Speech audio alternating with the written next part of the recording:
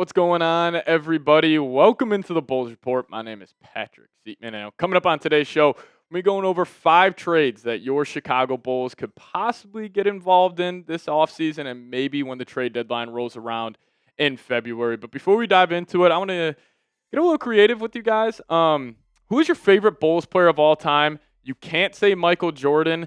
And also, I'm going to say you can't say Derrick Rose on this one either. For me, I got to go Joakim Noah. Nate Robinson was up there when he was coming off the bench. Carlos Boozer, Luol Deng. Like, that was the Bulls team under Tom Thibodeau I really fell in love with. But you guys let me know. Who is your favorite Bulls player of all time? Can't say MJ. And I also say you can't say D Rose. All right, so the first trade we're going to talk about here is Anfernee Simons. Now, the Bulls have been linked to Anfernee Simons a whole lot this offseason, and it was originally reported that could be a Nikola Vucevic trade for Simons, but this latest trade idea we got from Sports Illustrated was the Bulls receiving Anfernee Simons, and then they're sending out Kevin Huerter, Julian Phillips, and the Hawks would be attaching 2 second-round picks, and then obviously Atlanta would be getting Sam Hauser in this deal. Now, originally when I saw this, I was like, there's no chance Boston would entertain this. Like, I'm guessing they would want to see what they have in Anfernee Simons, but this would also allow them to get fully under the tax. So maybe they think Kevin Huerter, who actually had a really good stint with the Bulls after that trade at the deadline last season, you also get 2 seconds, you get a young athlete in Julian Phillips. So I would see a little more intrigue than I originally thought from Boston's perspective, but from the Bulls side of things here, I would only be interested in Anfernee Simons if the Bulls move off Coby White, because you would just have almost a repetition of 2 players, where Coby White, offensive-minded, 3-level scorer.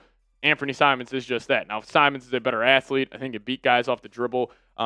It's at a slightly higher level here, but, I mean, if you would have Simons, Coby White, Ayo, Josh Giddey, Trey Jones, like, those are a ton of guards to have in that backcourt. It's a lot of mouths to feed and a lot of shots to go around. So the only way I would consider this deal if it's like a follow-up move to like a Coby White trade going somewhere. But if this is the deal and the only move the Bulls make, I'm probably going to say no on this trade. But let's also talk about another player that Bulls fans are pounding the table to trade. But just want to throw that out there. Patrick Williams, him and that contract, it's a negative asset. He still has 4 years remaining with $72 million guaranteed over those 4 seasons for a guy who's a 9-point-a-game guy, mediocre defender. Like, not many teams would have too much interest in him, but we did see this Bulls-Bucks trade idea floated out there a little bit.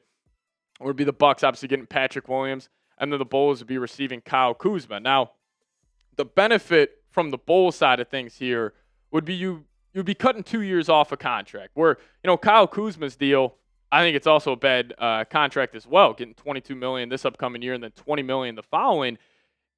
The only advantage here for the Bulls is you not have a guy in the books for 27, 28, 28, 29 on a bad deal, and maybe the Bucks try to take a flyer on still a very young, athletic wing who could be a nice complementary piece, and next to Giannis, they would have a pretty good defensive core with those 2 guys. But Kyle Kuzma, I would have no interest because this guy's also going to put up a lot of shots, and it could hinder the development of guys like Buzelis and Essengue, where I would rather just keep Patrick Williams, have him come off the bench. Maybe eventually he could develop into that 3-and-D player we thought he was going to be with the freaking 4th pick in the NBA draft a couple years ago. But again, this trade, I'm probably saying no to it as well. Now, this is a deal I'd be actually interested in, and I promise you this, Bulls fans.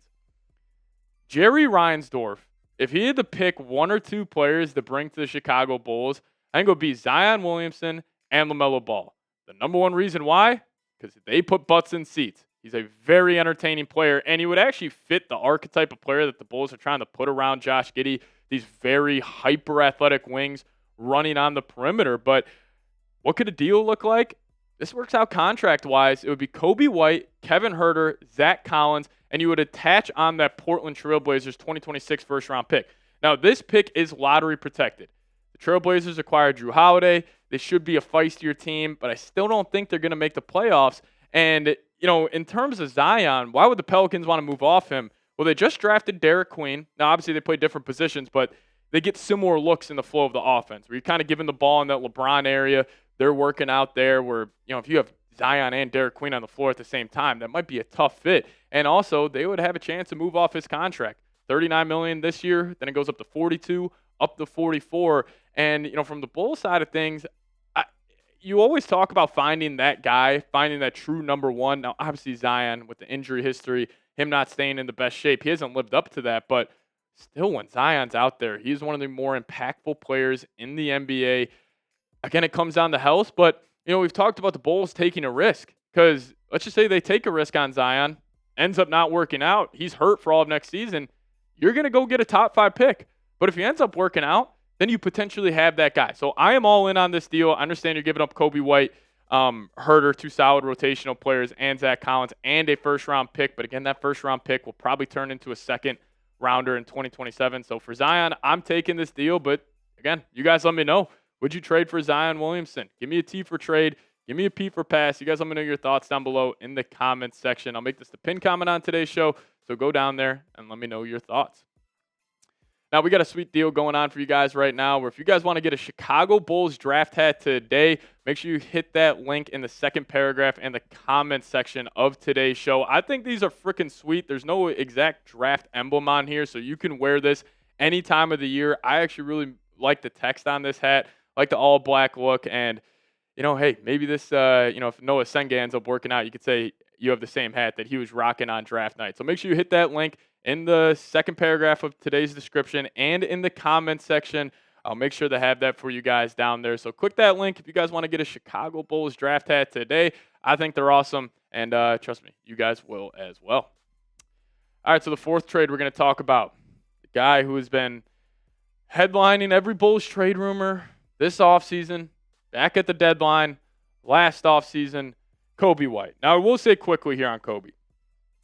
If the Bulls were a smart organization, Coby White would have been dealt last offseason.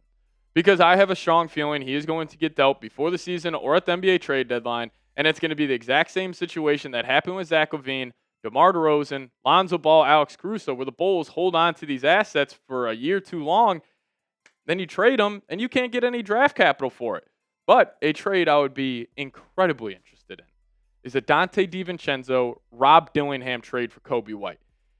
Now, the Timberwolves, they would like another scoring, ball-handling guard next to Anthony Edwards. They have made that crystal clear. Now, they also probably view Rob Dillingham as that guy that could step up and take over that role, but maybe they don't want to wait for him to develop. They get a more proven player who is ready to win now in Coby White, and plus, with where the Timberwolves are at, that's a win-now team. And Coby White is way more of a win-now player compared to Rob Dillingham, but I would do this trade in a heartbeat.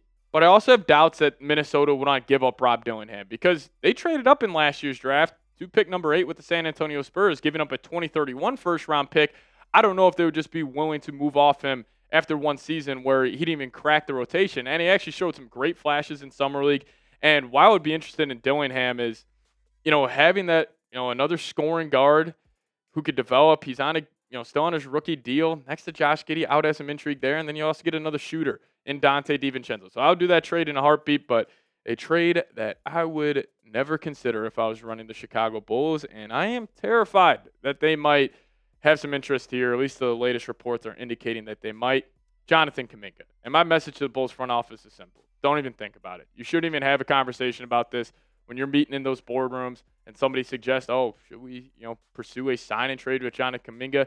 Absolutely not. Because also he wants $25, $30 million per year to perform a sign and trade. You got to send half of that contract. So makes a lot of sense that Coby White making $12 million or $12.5, and then Jonathan Kuminga maybe signs for $25. That works out perfectly. But I would rather just have them focus on Buzelis and Essengue developing. If you just add another player in that rotation at the wing spot, then you would have Kuminga, Williams, Terry, Phillips, Buzelis, Essengue.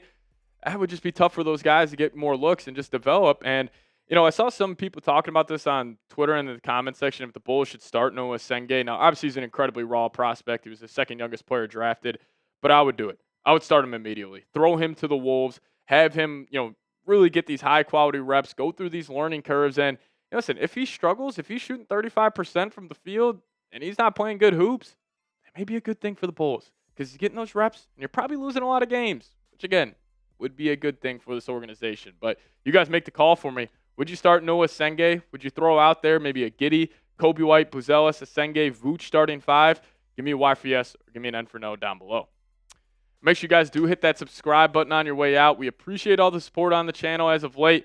Really want to say thank you to all you guys who have hit that subscribe button over the last month. We'll see you guys next time. As always, go Bulls.